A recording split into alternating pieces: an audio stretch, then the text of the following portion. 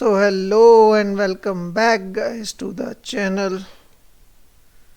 Weekend की छुट्टी के बाद आइए अपनी जर्नी पे फिर से चलते हैं। तो कैसा एंजॉय किया वीकेंड? हमारी तो तबीयत नासाज थी। तो चलिए स्टार्ट करते हैं। आज का हमारा टॉपिक है that is your indicators of social development.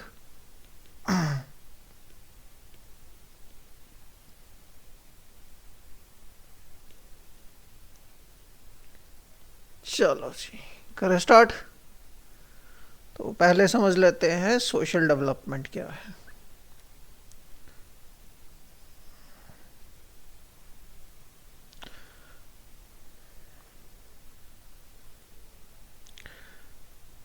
तो सोशल डेवलपमेंट को अगर आसान शब्दों में समझने की कोशिश करें हम, तो सोशल डेवलपमेंट क्या है?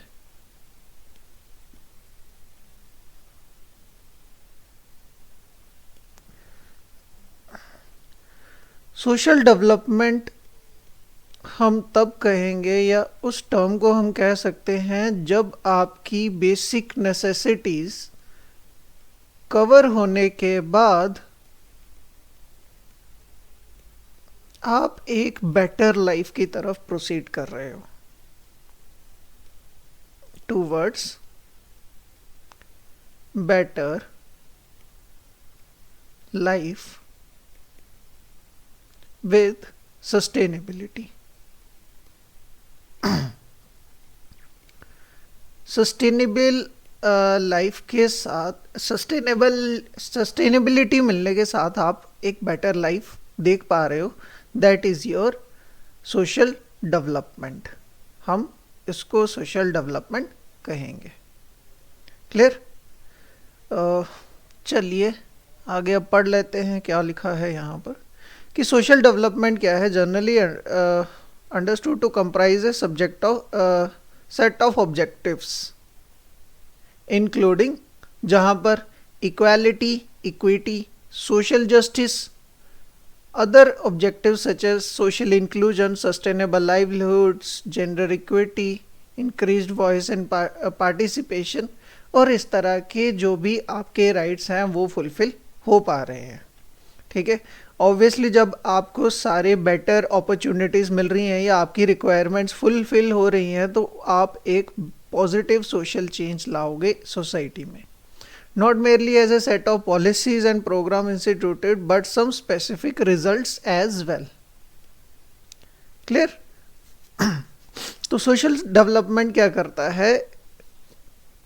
उन चीज़ों को फोकस में लाता है जो चेंज कर रहे हैं हमारी सोसाइटी को, not only economic but socially as well. Social aspect में भी हमारे पास चेंजेस आ रहे हैं।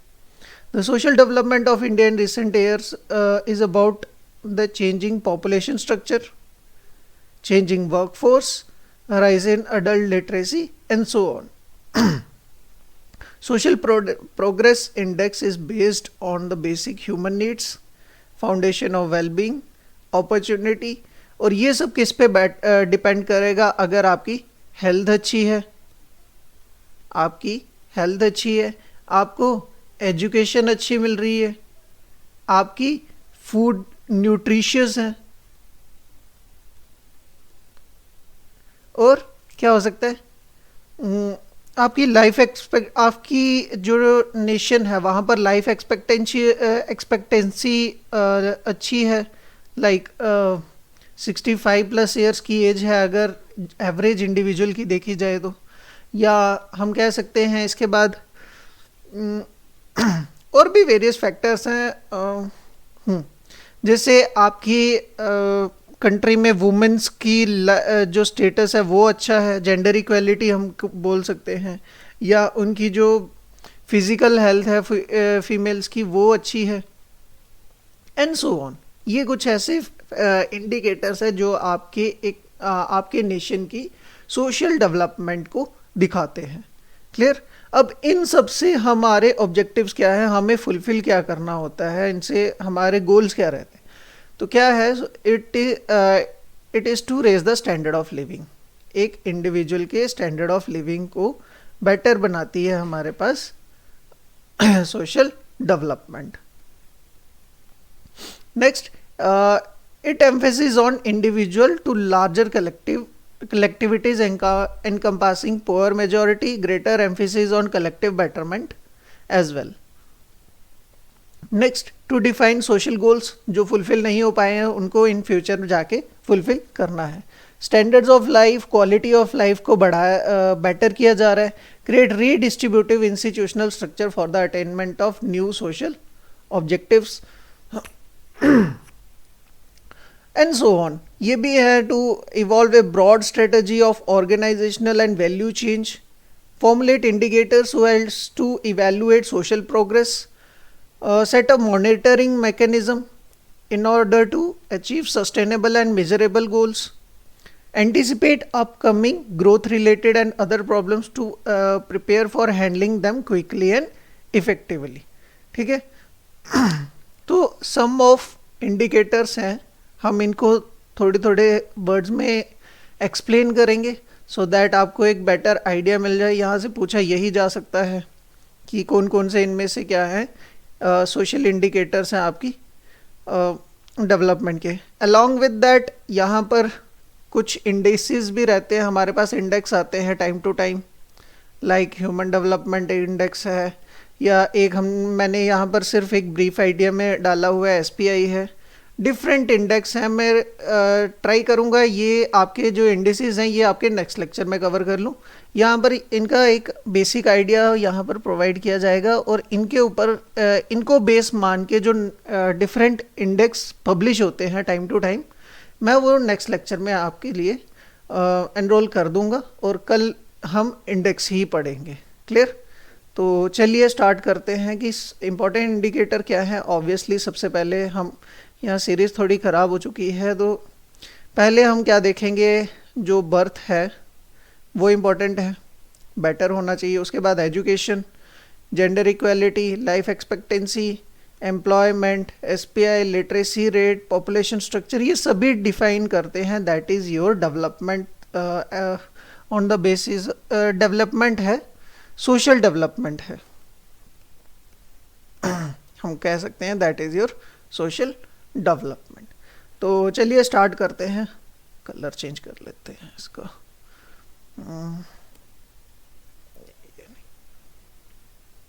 रेडी, अच्छा आज सही लग रहा है। चलिए, तो पहला पॉइंट है आपका that is your employment. Employment का यहाँ से इरेज हो गया, मैं आपको एक्सप्लेन ही कर देता हूँ यहाँ पर। तो बात करते हैं जब एम्प्लॉयमेंट हमारा सोशल इंडिकेटर बनता है, दैट इज एम्प्लॉयमेंट अगर एक इंडिविजुअल की होगी ना, एम्प्लॉयमेंट अगर एक पर्सन की होगी तो उसके ऊपर डिपेंड पूरी फैमिली होती है, डिपेंडेड फैमिली ओवर देम।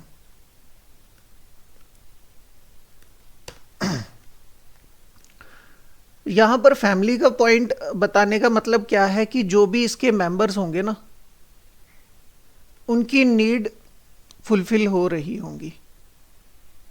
ठीक है, अगर ये एम्प्लॉय जो भी पर्सन होगा, जो भी ये इंडिविजुअल एम्प्लॉयड है, नो मैटर हस्बैंड है या वाइफ है, कोई एक इंडिविजुअल होगा, वो बाकी सबकी नीड्स फुलफिल कर रहा होगा। लाइक देयर इन लॉज, अगर वाइफ एम्प्लॉयड हैं तो वो अपने इन लॉज की नीड्स फुलफिल कर रही होंगी, सेल्फ की कर रही होंगी, या इनके जो बच्चे होंगे उनकी नीड्स पूरी कर रही होंगी। तो इनडायरेक्टली हमें ये समझ आ रहा है कि ये हमारे पास सोशली स्टेबल सेटअप है और ये हमारे पास सोशली सोशली डेवलप्ड है, डेवलपिंग फेज में है। क्लियर? तो कहने का मतलब यहाँ ये है कि एम्प्लॉयमेंट एक ही है बट वो बाकी एजेंट्स को भी कहीं ना कहीं सपोर्ट कर रहा है और इनडायरेक्टली हमारे पास सोशल डेवलपिंग में काम आ रहा है। अलॉन्ग विद दैट हम ये कह सकते हैं कि एम्प्लॉयमेंट को अगर हम ऑब्जर्व करें तो इंडिविजुअल की तो हो ही रही है, जैसे जैसे वो क्या करेंगे, अपनी इनकम के साथ क्या करेंगे, टैक्स देंगे, टैक्स पे करेंगे। टैक्स पेयर बनेंगे और वही टैक्स हमारे नेशन की डेवलपमेंट में आएगा। उस टैक्स से सोशली अपलिफ्टमेंट के लिए स्कीम्स बनेंगी और जो भी डिप्राइव्ड सेक्शन होगी, जिनको राइट्स या सपोर्ट नहीं मिला है, उनकी सपोर्ट के लिए स्कीम्स आएंगी और उनकी अपलिफ्टमेंट होगी या उनको मेन स्ट्रीम में लाया जाएगा। समझ आया?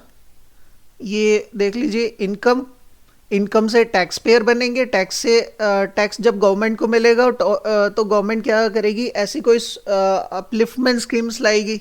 लाइक आपने सुना होगा बेटी बचाओ बेटी पढ़ाओ या आत्मनिर्भर भारत एंड सो ऑन। ऐसी बहुत सी स्कीम्स आएंगी और उन्हीं स्कीम्स के थ्रू क्या किया जाएगा, जो भी इंडिविजुअल या सिटीजन्स हैं उस नेशन के, जिनको अभी तक वो उनके बेनिफिट नहीं मिल पाए हैं या सोशली डिप्राइव रह गए हैं, उनको मेन स्ट्रीम में लाया जाएगा। क्लियर? चलिए नेक्स्ट पॉइंट देख लेते हैं। तो नेक्स्ट पॉइंट क्या है आपका, that is your gender equality. Gender equality आपको क्या कर रही है, एक सेकेंड, मतलब कर कुछ नहीं रही है, कहने का मतलब ये है कि जेंडर इक्वेलिटी आपको सपोर्ट किस तरह से कर रही है वो समझ लेते हैं यहाँ पर। लाइक ऑब्वियसली 3 जेंडर है हमारे पास, मेल, फीमेल और ट्रांसजेंडर। क्लियर? तो अगर इन सभी में इक्वालिटी है तो सभी अपने राइट्स एंजॉय कर पाएंगे। ठीक है, बेसिकली हमारे पास फंडामेंटल राइट्स, और वही फंडामेंटल राइट्स जब वो एंजॉय कर रहे होंगे तो वो डिस्क्रिमिनेशन वाली आइडियोलॉजी से ऊपर उठ के अपने ब्रेन का यूज़ उन सेक्टर्स में करेंगे जो सेल्फ डेवलपिंग भी होंगे, सेल्फ इम्प्रूविंग भी होंगे, ठीक है, फैमिली बेनिफिट के भी होंगे और along with that nation development में काम आएंगे, नेशनल या नेशन डेवलपमेंट में भी काम आएंगे। और उसी डेवलपमेंट के साथ क्या होगी हमारे पास, अगर नेशन डेवलप हो रहा है दैट मीन्स अगर सेल्फ डेवलप हो रहे हैं या फैमिली डेवलप हो रही है, इनडायरेक्टली वो सोसाइटी डेवलप हो रही है। और जब उसके साथ हमारे पास नेशन भी डेवलप हो रहा है तो हमारे पास कलेक्टिवली हमारे पास क्या हो रही है, सोशल डेवलपमेंट हो रही है। समझ आया? मुझे लग रहा है ये पॉइंट अब आपको क्लियर हो गया होगा। ये ज़रूरी था यहाँ पर समझने को। सोशल डेवलपमेंट जब हो जाएगी आपकी यहाँ पर, मतलब यही तो हमारा गोल था ना कि हमें सोशल डेवलपमेंट अटेन करनी है। एक फैक्टर रहेगा जब जेंडर इक्वालिटी हमारे पास रहेगी, वही हमारे पास क्या रहेगी, एक फीचर बनेगा, एक बेस बनेगा फॉर सोशल डेवलपमेंट। तो यहाँ क्या लिखा हुआ है, gender equality means the extent to which women and man receive the same opportunities and constraint within the families, the workplace and society. Where gender discrimination decreased, people are better able to fulfill their potential and make the most of their skills and capabilities।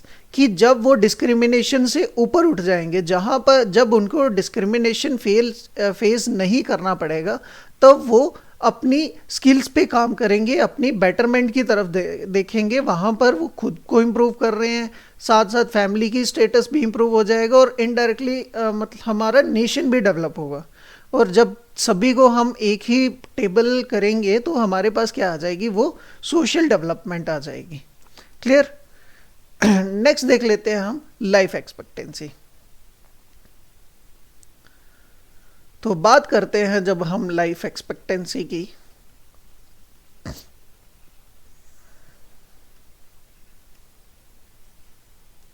तो life expectancy हमारे पास क्या होगी, जब हमारी life थोड़ी longer चलेगी, मतलब life आपकी हम कह सकते हैं थोड़ी लंबी रहे, मोर देन एक नॉर्मल, लाइक हमारे इंडिया में क्या है, रिटायरमेंट की एज 60 ईयर्स है एवरेज। कुछ ऑफिसेज हैं जहाँ पर 65 भी है, हम दोनों केसेस ले लेते हैं।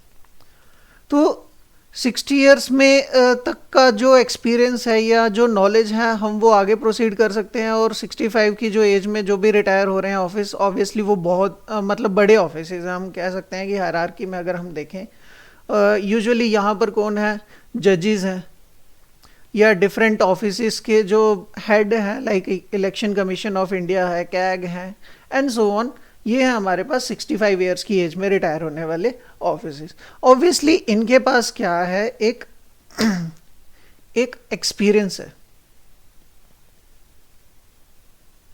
एक एक्सपीरियंस है जो एक बहुत वास्ट नॉलेज रखता है, बहुत वास्ट नॉलेज, क्योंकि ये पूरे इंडिया को देख रहे हैं, पूरे इंडिया की नॉलेज है इन ग्रुप्स को, इन सेक्शंस को।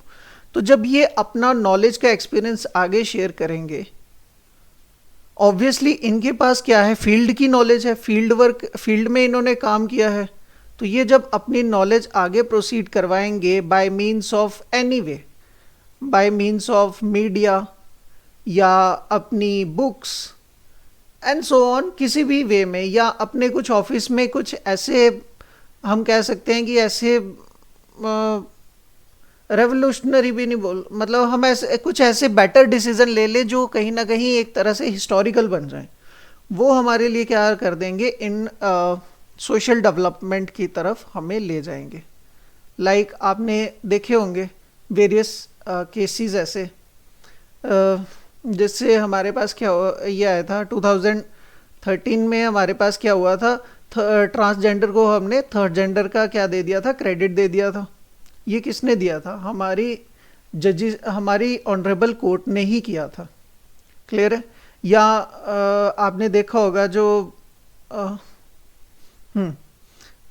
जो दिल्ली में रेप केस हुआ था, उसके जो भी कल्प्रिट्स थे तो उनको हैंगिंग की सज़ा दी थी, वो किसने दी थी, हमारी कोर्ट ने ही दी थी।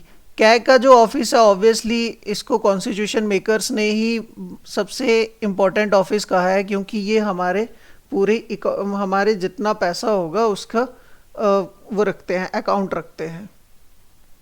सभी की अपनी अपनी इंपॉर्टेंस है, मैं पॉलिटी के फील्ड में नहीं घुस रहा, बस आपको एक एग्जांपल सेट कर रहा हूँ।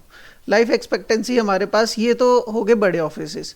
सिमिलर वे में हमारे पास जो नॉर्मल इंडिविजुअल की भी लाइफ एक्सपेक्टेंसी है, वो हमारे पास इसी तरह से काम करती है कि उनका वर्क एक्सपीरियंस हमारे लिए इम्पॉर्टेंट हो जाता है, जिससे हम ये बोलते हैं कि ये इम्पॉर्टेंट है। मतलब लाइफ एक्सपेक्टेंसी जितनी ज़्यादा होगी किसी नेशन की, वो उतना सोशली डेवलप हो जाएगा। क्लियर। तो चलिए पढ़ लेते हैं क्या है। Life expectancy at birth is widely used and analysed component among the demographic data for the countries in the world. Life expectancy can fall due to other problems, diseases and poor health. Along with that, यहाँ 2-3 point मैं और add कर दूँ, sorry एक second, यहाँ पर मैं और ऐड कर दूँ कि लाइफ एक्सपेक्टेंसी आफ्टर बर्थ भी हम देख सकते हैं। वो क्या होगी कि जब बच्चे का बर्थ हो रहा है, अगर वो अबव 5 इयर्स चला जाती, मतलब वो अबव 5 इयर्स उसकी फिज़िकल हेल्थ बेटर रहती है, तो हम ये कह सकते हैं कि हमारी कंट्री में लाइफ एक्सपेक्टेंसी अब बढ़ने वाली है। ठीक है। ये डिफरेंट डाटाज हैं, ये मैं आपको कल इंडेक्सेस के थ्रू ही करवा दूंगा, इंडिसेस के थ्रू।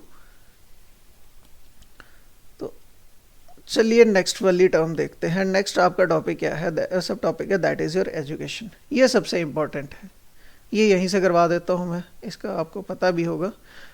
इम्पॉर्टेंट रोल रहता है ऑब्वियसली ह्यूमन सोशल डेवलपमेंट में, ह्यूमन डेवलपमेंट में भी और सोशल डेवलपमेंट में भी। Human social development, human development encompasses development in several dimension. Obviously जब एजुकेशन होगी आप मल्टी डायरेक्शनल सोच सकते हो। Social development is one of the factor.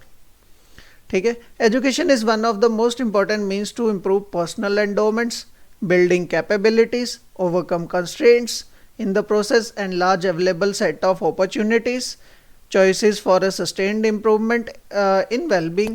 The process of education and attainments thereof has an impact on all aspects of life.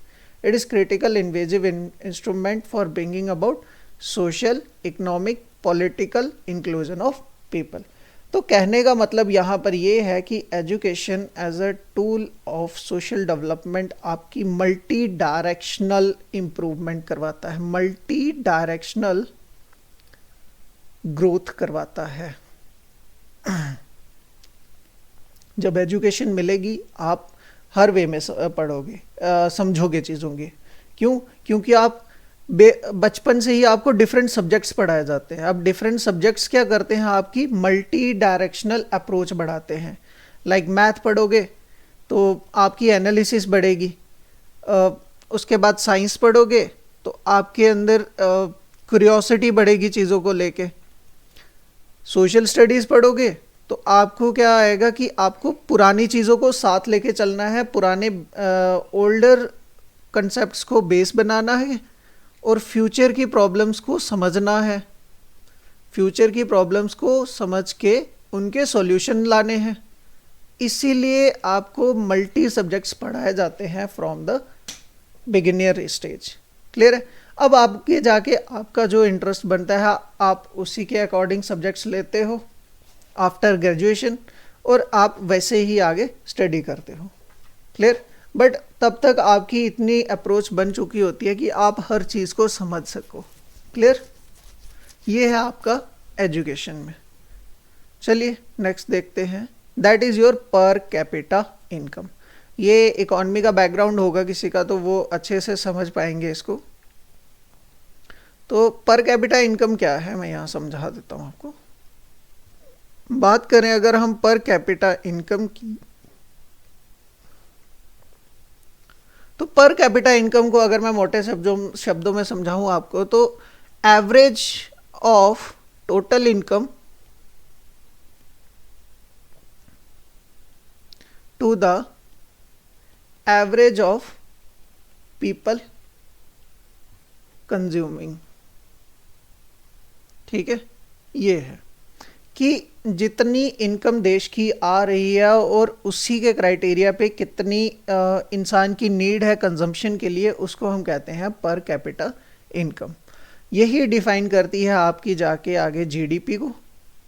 ये कल समझा दूंगा मैं आपको जीडीपी किस तरह से टूल बन जाता है एक सोशल डेवलपमेंट को चेक करने का। बेसिक टूल ये इकोनॉमिक के लिए है, बट सोशल इसका इम्पैक्ट क्या रहता है वो हम कल डिस्कस करते हैं। बाकी पर कैपिटा का पॉइंट मैं आपको समझा दूं यहाँ पर। तो पर कैपिटा इनकम किस तरह से काम करता है कि average income received by each individual in a specific nation और area refer to as per capita income. यही है कि जितनी इनकम आ रही है और उसी वे में कितना कंज्यूम कर पा रहा है, एक एवरेज। तो एवरेज डाटा जो रिसेंट है इंडिया में कि पर कैपिटा इनकम एक इंडिविजुअल की बैठती है अप्रॉक्सीमेटली 10,500 के आसपास अप्रॉक्स। क्लियर? तो ये है हमारा डाटा जो हमें बताता है। अब सोशल डेवलपमेंट या सोशल इंप्रूवमेंट इससे कैसे हो रही है, जैसे जैसे ये अमाउंट आपका इंक्रीज होता जाएगा वैसे वैसे आप एक्सपेंडिचर ज़्यादा कर पाओगे। अब एक्सपेंडिचर इंसान कहाँ करता है? अपनी वांट्स पे, या हम अपनी पहले तो इंसान क्या करेगा, अपनी नीड्स फुलफिल करेगा। जो उसकी नीड है, नीड क्या है? Better education, better housing and better clothing. ये भी नहीं है बट पहली क्या है, बेटर एजुकेशन है, स्टैंडर्ड ऑफ लिविंग अच्छा हो जाए थोड़ा सा, और न्यूट्रिशियस फूड मिल जाए। स्टैंडर्ड ऑफ लिविंग भी बाद में आएगा, पहले एजुकेशन और फूड ही इम्पॉर्टेंट है। तो ये जब अच्छी मिलना शुरू हो जाएगी तो इंसान बाकी चीज़ों पे खर्चा करेगा। अब ज़्यादा चीज़ों पे जब एक्सपेंडिचर बढ़ जाएगा वो आपकी एक सोशल ग्रोथ दिखाता है। इकोनॉमिक तो दिखती ही है बट ऑल्सो सोशल ग्रोथ। हम कह सकते हैं कि आपका सोशल स्टेटस धीरे धीरे इंप्रूव होना शुरू हो जाता है वहाँ पर। तो इस तरह से हमारे पास पर कैपिटा इनकम क्या करती है, कंट्रीब्यूट करती है towards the field of social improvement या सोशल डेवलपमेंट। क्लियर? चलिए नेक्स्ट देख लेते हैं। नेक्स्ट है आपका बर्थ रेट। तो बर्थ रेट किस तरह से कंट्रीब्यूट करता है toward social development. Birth rate अगर बेटर है, मतलब पॉजिटिव इंडिकेट कर रहा है पॉजिटिवली दैट मीन्स हमारे पास क्या है, हेल्थ फैसिलिटीज़ अच्छी हैं, हेल्थ फैसिलिटीज़ अच्छी हैं, प्लस वुमेन की फिज़िकल हेल्थ भी अच्छी है। अब वुमेन की फिज़िकल हेल्थ कैसे अच्छी होगी, उनको न्यूट्रिशियस फूड मिल रहा है, प्लस मेडिकल मेडिसिन्स जो चाहिए वो अवेलेबल हैं, एंड सो ऑन। प्लस जो फैमिली भी है वो भी स्टेबल है, फैमिली भी मतलब हम कह सकते हैं कि एक बेटर नेचर में है या गुड स्टेटस में है। अगर ये सब क्राइटेरियाज फुलफिल हो रहे हैं तो आपको नहीं लगता कि ये सब कहीं ना कहीं इनडायरेक्टली कंट्रीब्यूट कर रहे हैं in social development. Good status of family मतलब केओटिक नहीं है। केओस कहाँ होते हैं, जहाँ पर प्रॉब्लम्स रहती हैं, लाइक ड्रिंकिंग का प्रॉब्लम है या अनएम्प्लॉयमेंट का प्रॉब्लम है या ड्रग एडिक्ट हैं, ये सब एलिमेंट्स फैमिली में नहीं है, तो फैमिली क्या है, गुड स्टेटस में चल रही है। ठीक है, अब फैमिली का स्टेटस अगर अच्छा है तो वो मेडिसिन भी अच्छी अवेलेबल करवा पा रहे हैं। अगर मेडिसिन अच्छी मिल रही है तो उसके साथ आपको लगता है कि हेल्थ फैसिलिटीज़ भी अच्छी हो जाएंगी। हेल्थ फैसिलिटीज़ अगर अच्छी हैं तो जो उस सोसाइटी में या उस एंड पे वहाँ पर जो इंडिविजुअल रह रहे होंगे उनकी जो हेल्थ होगी वो भी अच्छी होगी। हेल्थ अच्छी होने के साथ साथ फूड अगर न्यूट्रिशनल अवेलेबल हो पा रहा है तो ये सब इनडायरेक्टली इंडिकेटर्स हैं हमारे पास किसके, सोशल डेवलपमेंट के। इसको मैं थोड़ा हटा दूं यहाँ से, तो यहाँ पर आपको दिख रहा होगा that is your social development. Clear? तो इसको मैं अब थोड़ा मूव कर लेता हूँ। तो यहाँ देखिए, birth rate is often considered as indicator of development because it reflects various aspects like country's social, economic, healthcare system. Clear? More developed countries में lower birth rate are often associated with higher levels of education, better healthcare access, greater gender equality and increased economic opportunities for women. हाँ, ये point भी आपको समझा देता हूँ यहाँ पर। इसका थोड़ा रह गया है। यहाँ पर इन्होंने क्या कहा है, डेवलप्ड कंट्रीज़ की बात की है। इंडिया अभी डेवलपिंग में है, डेवलप्ड कंट्रीज़ में क्या है, देखो डेवलप्ड कंट्रीज़ में क्या होता है, लोअर बर्थ रेट होता है। लोअर बर्थ रेट के साथ क्या होगा, जब आपके पास पॉपुलेशन की नीड्स को फुलफिल करने का स्ट्रेस कम है तो आप अगर थोड़ी सी महंगाई करके टैक्स अगर ज़्यादा ले भी रहे हो तो कोई प्रॉब्लम नहीं है। टैक्स ज़्यादा आने से क्या होगा, आपकी एजुकेशन पे आप गवर्नमेंट एजुकेशन पे स्पेंड ज़्यादा करेगी तो बेटर एजुकेशन आएगी, हेल्थ पे ज़्यादा स्पेंड करेगी तो बेटर मेडिकल फैसिलिटीज़ आ जाएंगी, ट्रांसपोर्टेशन पे अच्छी करेगी तो better access to various needs हो जाएगा, ये सब बेटर हो जाएगा। यही सिस्टम हमारी डेवलप्ड कंट्रीज फॉलो करती हैं। यही यहाँ पर लिखा हुआ है कि डेवलप्ड कंट्रीज क्या कर रही हैं, लोअर बर्थ रेट रख रही हैं, उसकी वजह से एजुकेशन के लेवल्स अच्छे हो रहे हैं, हेल्थ केयर अच्छी हो रही है, ग्रेटर जेंडर इक्वालिटी मिल रही है और इकोनॉमिक अपॉर्चुनिटीज़ बढ़ती जा रही हैं। अब जब पॉपुलेशन कम है तो एम्प्लॉयमेंट हमारे पास मतलब हमारे पास एम्प्लॉयमेंट के लिए कंपटीशन थोड़ा कम हो जाएगा और स्किल की तरफ ज़्यादा फोकस किया जाएगा रादर देन अनस्किल्ड काम। ठीक है, काम अब अनस्किल्ड और स्किल्ड में क्या है, मैं आपको एक कॉमन एग्जांपल से समझा देता हूँ। मजदूर भी वही काम कर रहे हैं और इंजीनियर भी क्वाइट सिमिलर ही काम कर रहे हैं, बट इंजीनियर के पास क्या है, उस काम को करने की एक स्किल है जो वो एफिशिएंटली कर सकते हैं।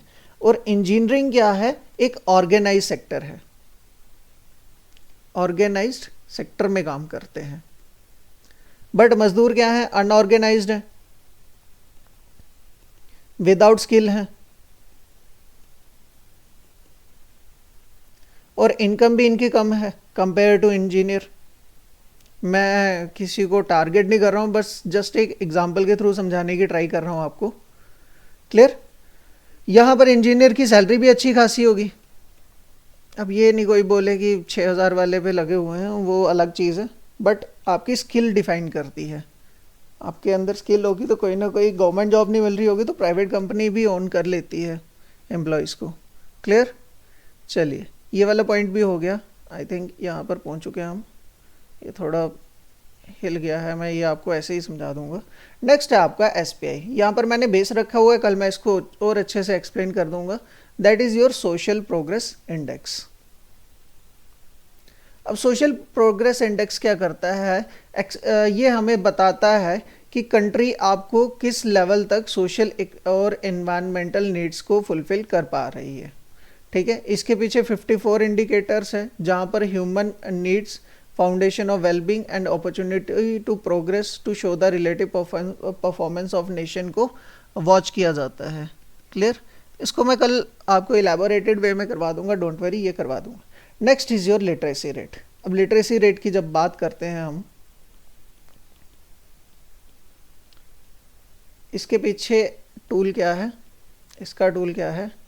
एजुकेशन। एजुकेशन मिलती जाएगी, लिटरेसी रेट बढ़ता जाएगा, और लिटरेसी रेट जैसे जैसे बढ़ता जाएगा वो सोसाइटी अपने आप डेवलपिंग या अंडर डेवलपिंग से क्या हो जाएगी? डेवलप्ड। क्लियर? बात करें अगर इंडिया की, तो इंडिया के पास जो ऑफिशियल डाटा है वो लास्ट सेंसस 2011 का ही है। उसके बाद हमारा 2021 में सेंसस नहीं हुआ था ड्यू टू एक बहुत नॉटी वायरस की वजह से, that is your corona.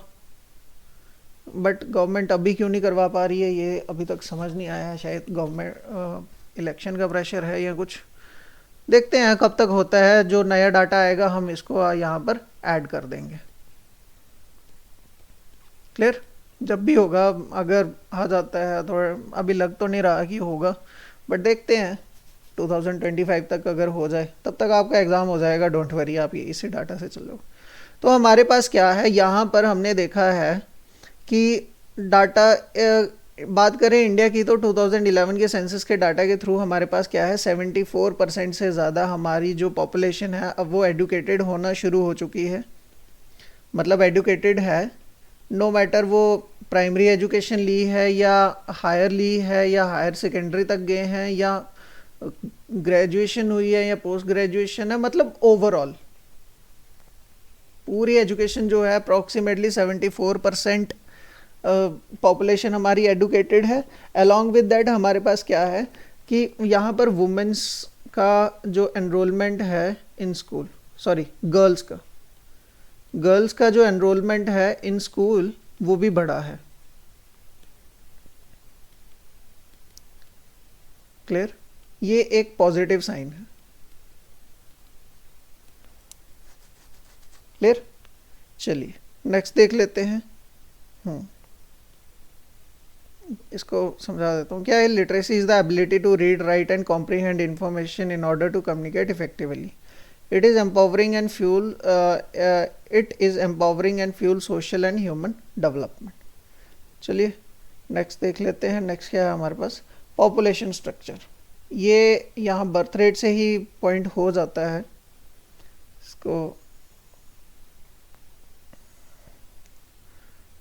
Next is your population.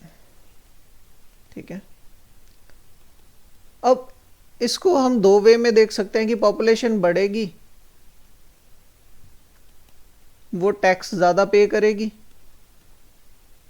और ज़्यादा टैक्स पे से क्या होगा, गवर्नमेंट की इनकम बढ़ेगी और गवर्नमेंट स्पेंड कर पाएगी towards better social schemes. Clear? और दूसरी साइड हम ये देख सकते हैं कि अगर पॉपुलेशन कम है तो हम थोड़ा टैक्स ज़्यादा लेके बेटर स्किल्ड वर्क्स स्किल को बढ़ाएंगे और वहाँ पर क्या करेंगे, एम्प्लॉयमेंट ज़्यादा जनरेट होगा। मतलब यहाँ पर गवर्नमेंट की सब्सिडीज़ का वेट नहीं करना पड़ेगा, हम सेल्फ रिलायंट हो जाएंगे। ठीक है, न्यू स्टार्टअप्स आ जाएंगे और हम कह सकते हैं कि आपको एक्सप्लोरेशन हो जाएगा टूवर्ड्स वर्ल्ड।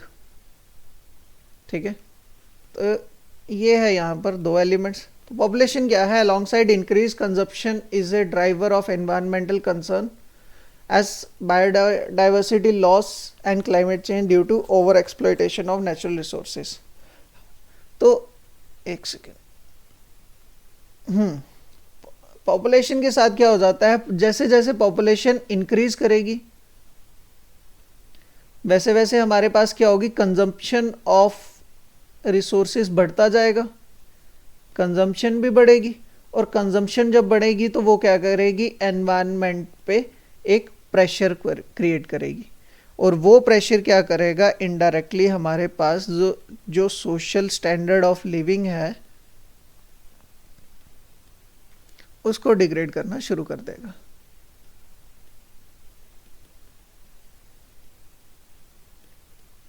क्लियर? ये एक एलिमेंट है इसका पॉपुलेशन का, ये दूसरा एलिमेंट है। समझ आया? तो इसीलिए ओवर पॉपुलेशन भी एक कंसर्न हो जाता है।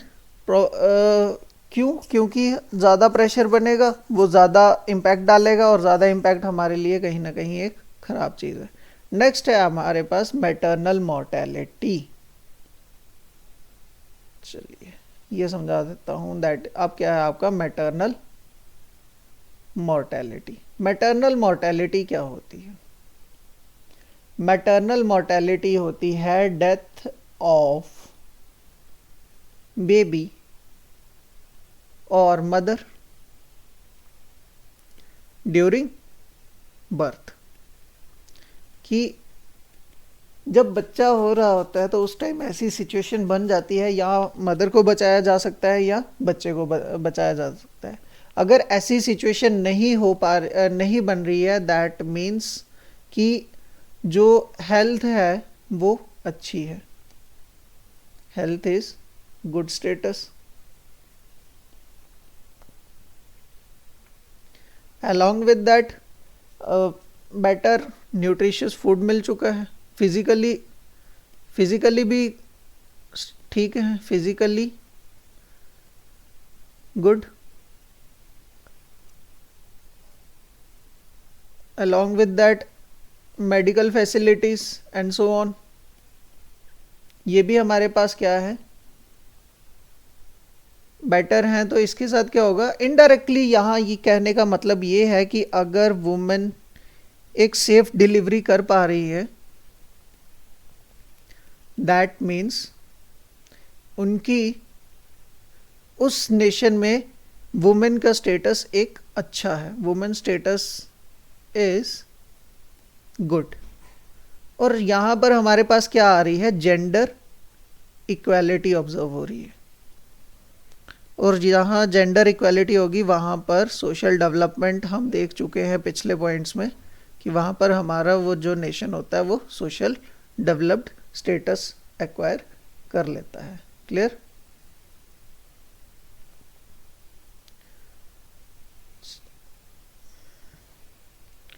चलिए नेक्स्ट पॉइंट की तरफ चलते हैं। नेक्स्ट पॉइंट क्या है आपका, दैट इज योर पॉवर्टी।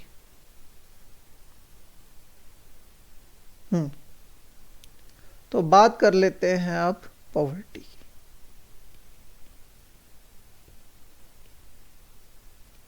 तो इंडिया के स्टेटस में देखते हैं कि हमारे पास क्या है, अप्रॉक्सीमेटली आज भी हमारा 70% पॉपुलेशन जो है वो रूरल एरियाज में ही है, और रूरल एरियाज में होने के साथ साथ उनकी इनकम भी लिमिटेड है।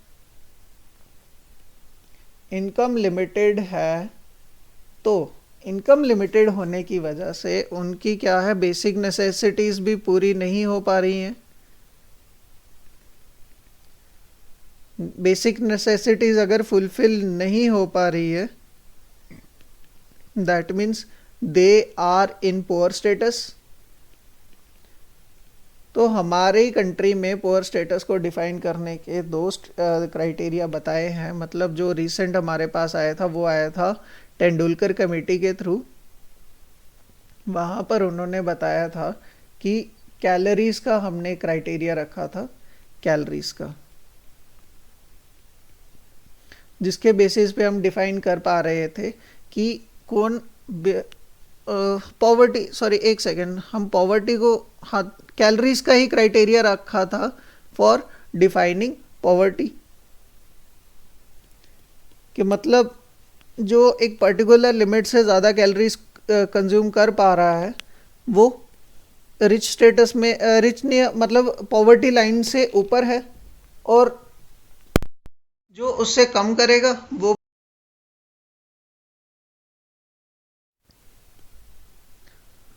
इसको समझा देता हूँ मैं। पुअर स्टेटस का समझ आया? इसके पुअर स्टेटस को डिफाइन करने के लिए हमारे पास जो क्राइटेरिया है that is your poverty line है। पॉवर्टी लाइन जिसको दो में डिफाइन किया गया है, एक है अबव पॉवर्टी लाइन और दूसरी है बिलो पॉवर्टी लाइन। तो बिलो पॉवर्टी लाइन वही है जिनकी बेसिक नेसेसिटीज भी फुलफिल नहीं हो पा रही हैं बाय देयर मीन्स, और above poverty line to some extent वो out of the below poverty line है। क्लियर है? अब इसी चीज़ को यहाँ पर डिफाइन किया था कि जैसे ये हमारे पास ऑफिशियल डाटा तो नहीं है, बट ऐसा माना गया है कि government of India says that the poverty line for rural areas क्या है, अगर वो 816 रुपये पर महीना कमा रहे हैं तो वो अबव पॉवर्टी लाइन है। और वही चीज़ जब अर्बन एरिया के पीपल्स के लिए आएगी तो वो कितनी है, 1000 रुपीज़ पर मंथ। क्लियर? तो यहाँ पर क्या लिखा गया है, यहाँ क्या बताया गया है कि अगर कोई रूरल पर्सन रूरल एरिया में रहता है, अगर वो दिन के 816 रुपये कमा रहा है तो that person belong to in above poverty line.